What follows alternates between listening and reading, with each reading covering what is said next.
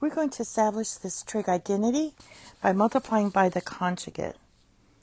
The first thing I'm going to do is, this side's already pretty simple side, so let's rewrite this in terms of sine and cosine.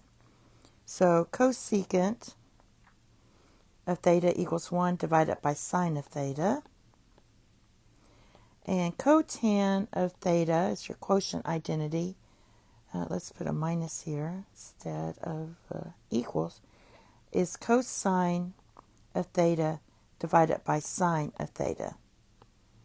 So what we have, same denominator, we have this is 1 minus cosine of theta divided by sine of theta.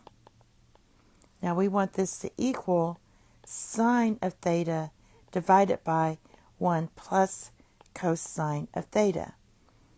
Now notice how this is flip-flopped. The sine of theta is in the numerator, but here it's in the denominator. These two switched as well, and the sign changed. So this is why you're going to have to multiply by the conjugate. And so I'm going to do that quickly. What we're going to do is multiply the numerator by 1 plus cosine of theta. If you multiply the numerator by 1 plus cosine of theta, you also have to multiply the denominator by 1 plus cosine of theta. Now the reason I did that, I want to use the fact that a minus b times a plus b equals a squared plus b squared, or a squared minus b squared. So now what I have for the numerator is 1 minus cosine squared of theta. Then I still have my sine of theta times 1 plus cosine of theta.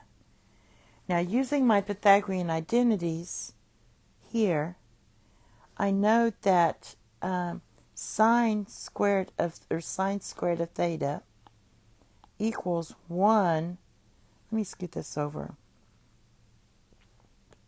Sine squared of theta, if I solve for sine squared, I'm going to subtract cosine squared from both sides. So that's going to be 1 minus cosine squared of theta. So what I'm going to do is substitute my sine squared for the 1 minus cosine squared. And the reason I'm going to do that is because I need a sine in the numerator. And that's why we're multiplying by the conjugate. So this is going to equal sine squared. And sine squared is really sine of theta times sine of theta. So I'm just going to write it twice, just to make it a little easier. So we have sine of theta times 1 plus cosine of theta. And what happens is the sine cancels out, and we're left with sine of theta divided by 1 plus cosine of theta. And your teacher might make you write this again to match it up. So we'll just write this again. And it matches, so we did our verification.